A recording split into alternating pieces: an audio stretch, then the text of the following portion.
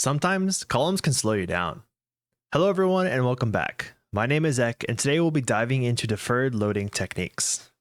Deferred loading is a technique used in the ORM to delay the loading of specific data until it is explicitly accessed. This can drastically reduce the initial load time and resource consumption when dealing with large datasets or columns. So let's get into it. In SQLAlchemy, you can use the deferred function to mark a column to be loaded lazily.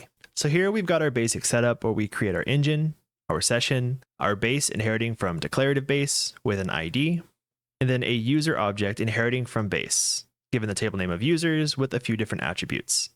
And here I'm going to show you how to apply these deferred techniques on the different styles of using this ORM. So you can see here I have the mapped columns and the legacy column way of doing things. And then of course we have our repr string here to make it easier whenever we do print this out to the console. So the first thing we can do is import this deferred function from SQLAlchemy.orm. And then whatever column you want to defer, you just wrap this function around that column. So just like this for this map column, we just wrap the deferred function around it, and this will delay the loading whenever we do query this table. And we can do the same thing to the legacy column way of doing things, just wrapping it with the deferred function. And another way you can do this is by in the mapped column, you can pass the deferred argument as true.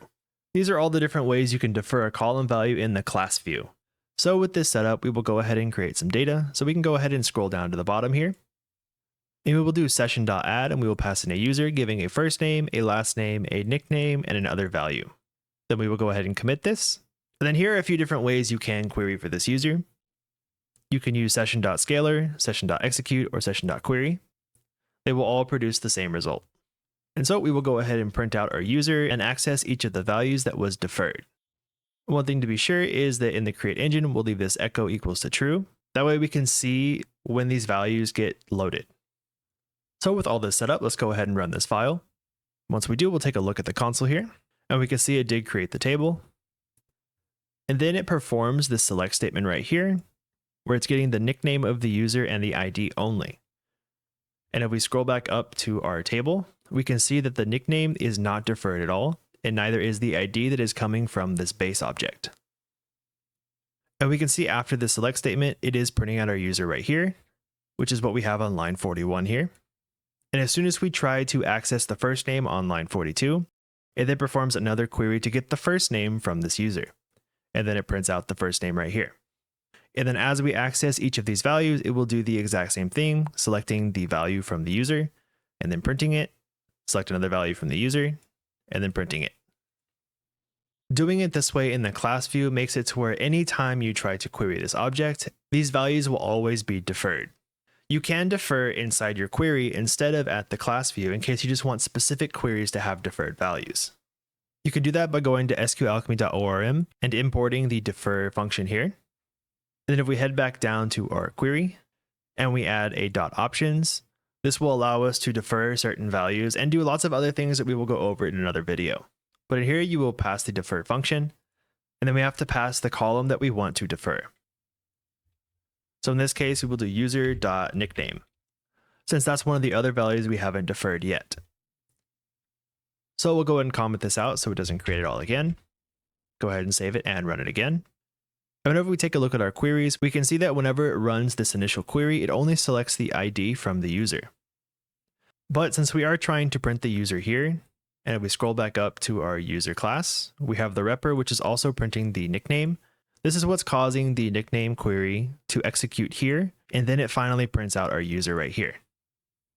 And then the rest of the select statements are all the same as what we saw earlier.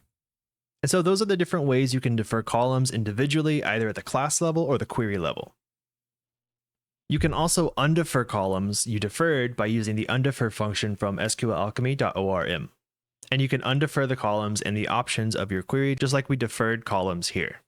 So we can go and scroll back up to the top, and here we will go and import undefer, and then scroll back down to the bottom.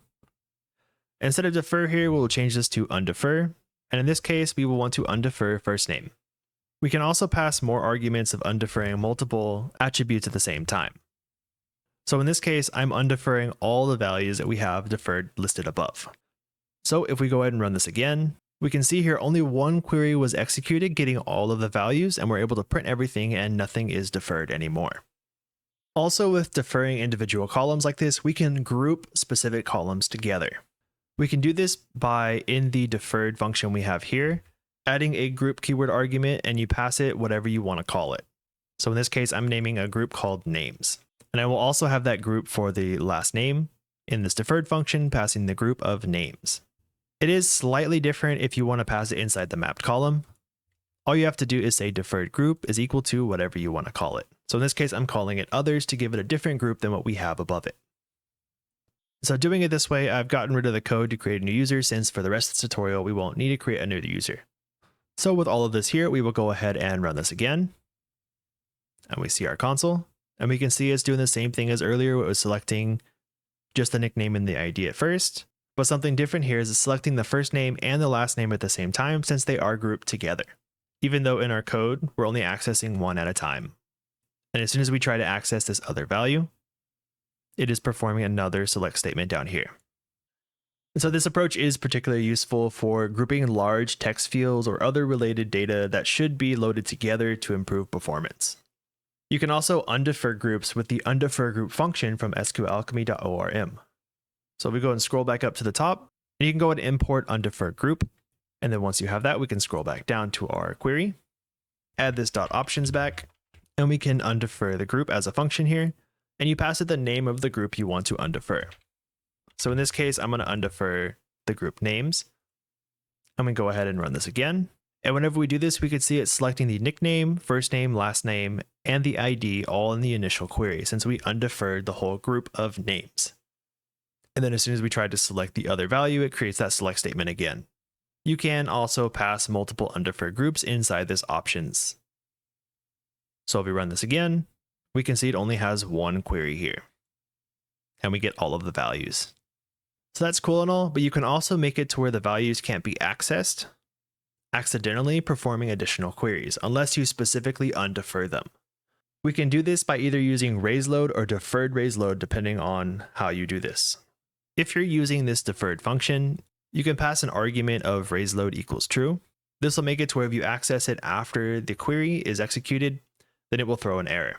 So just leaving this here, we'll go ahead and run this.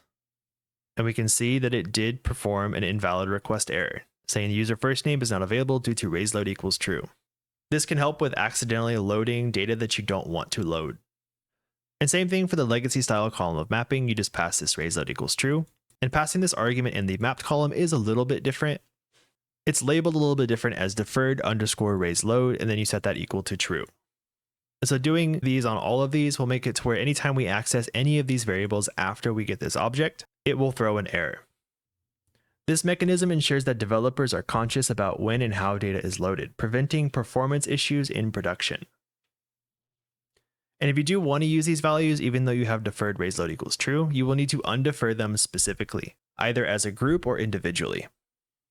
Understanding when to use deferred, deferred group, and the deferred Raiseload or Raiseload can significantly impact the efficiency of your database operations. These features allow for more granular control over query performance and resource management, especially in applications dealing with large datasets. Experiment with these features in your projects and see firsthand the performance improvements that they can offer. If you found this video helpful, hit the like button, share it, and don't forget to subscribe for more in-depth guides on Python's most powerful tools like SQLAlchemy. Thank you so much for watching, and I'll see you in the next one.